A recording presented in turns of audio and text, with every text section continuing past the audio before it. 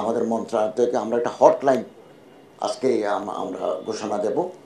বাংলাদেশের কোথাও যদি কোনো অবসনালয় অথবা কারো বাড়িঘর কারো সম্পত্তি আক্রান্ত হয়, তিনি যদি হটলাইনে যোগাযোগ করেন, আমরা স্বরাষ্ট্র মন্ত্রণালয়ের সাথে সমন্বয় করে তাৎক্ষণিক ব্যবস্থা নেওয়ার আমরা উদ্যোগ নেব।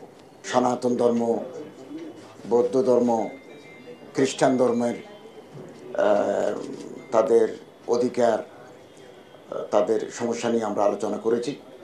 বিশেষ করে আমাদের কাছে কিছু অভিযোগ আসছে যে বাংলাদেশের বিভিন্ন জায়গায় ধর্মীয় সংখ্যালঘুদের বাড়িঘর এবং উপাসনালয়ে আক্রমণ হয়েছে।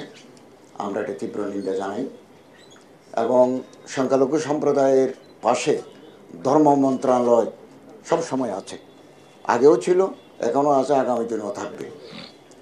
এবং আমরা জেলা প্রশাসকদের মাধ্যমে ক্ষতিগ্রস্ত উপাসনালয় এবং যাদের বাড়িঘর বিনষ্ট হয়েছে, যাদের অন্যান্য ক্ষতি হয়েছে, তাদের তালিকা আমরা মন্ত্রণালয়ের মাধ্যমে সংগ্রহ করছি। এবং আমরা আগামীকাল বিকেলে মাননীয় প্রধান উপদেষ্টার সাথে সংখ্যালঘুদের নেতাদের আমরা একটু বৈঠকের ব্যবস্থা করেছি।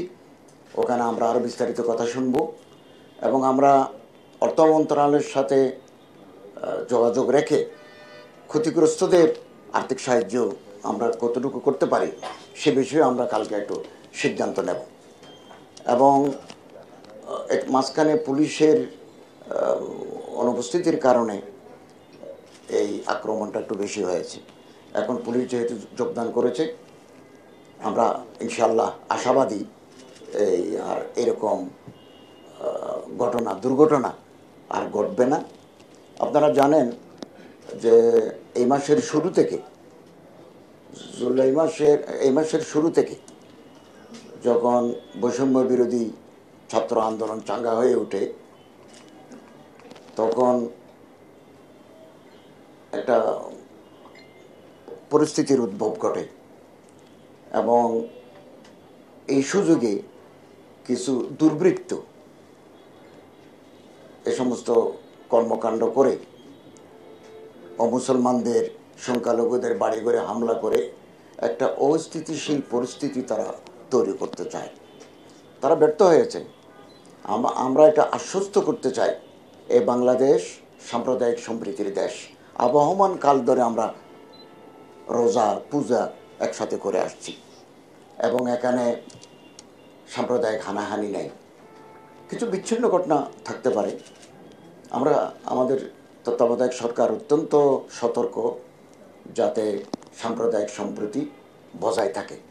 ইসলামে ধর্ম মন্ত্রণালয় থেকে আমরা একটা চিঠি ইস্যু করেছি বাংলাদেশের বিভিন্ন মসজিদে এবং ওখানে আমরা বলেছি আপনারা ইমাম সাহেবরা খুতবায় মুসলমানদের অধিকার, তাদের উপাসনালয় সংরক্ষণ, 5 ওয়াক্ত নামাজেও আমরা এগুলো বলার জন্য ইমামদেরকে আমরা নির্দেশ দিয়েছি এবং জান মাল উপাসনালয় তাদের ইজ্জত যাতে অক্ষুণ্ণ থাকে এ ব্যাপারে মোটিভেশনাল বক্তৃতা করার জন্য, ওয়াজ করার জন্য আমরা ইমাম সাহেবদেরকে বলেছি এবং এটা অলরেডি কাজ শুরু হয়ে গেছে।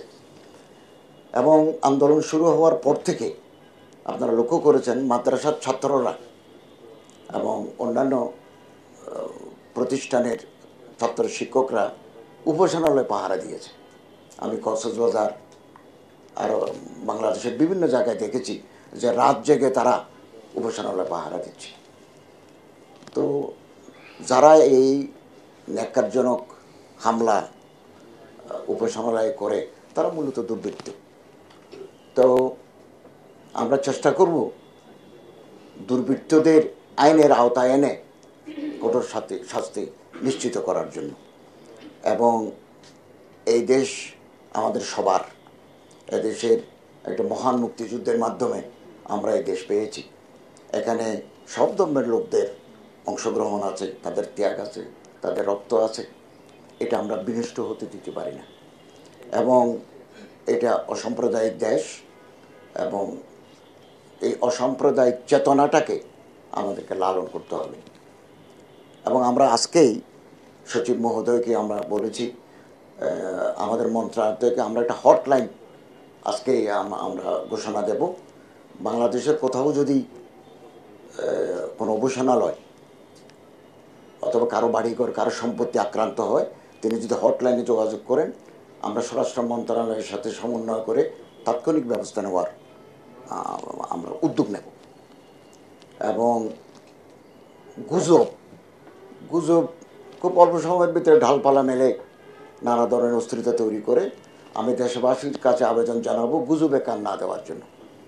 এবং হটলাইনে যোগাযোগ করলে আমরা আইনশৃঙ্খলা রক্ষা বাহিনীকে ওখানে পাঠিয়ে দেব এবং তাদের কিছু আর্থিক সহায়তা কতটুকু করা যায় সে ব্যাপারে আগামীকালেই আমরা প্রধান উপদেষ্টার সাথে বৈঠক করে এটা আমরা সিদ্ধান্ত নেব। আমরা এই ব্যাপারে আপনাদের সহযোগিতা কামনা করি এবং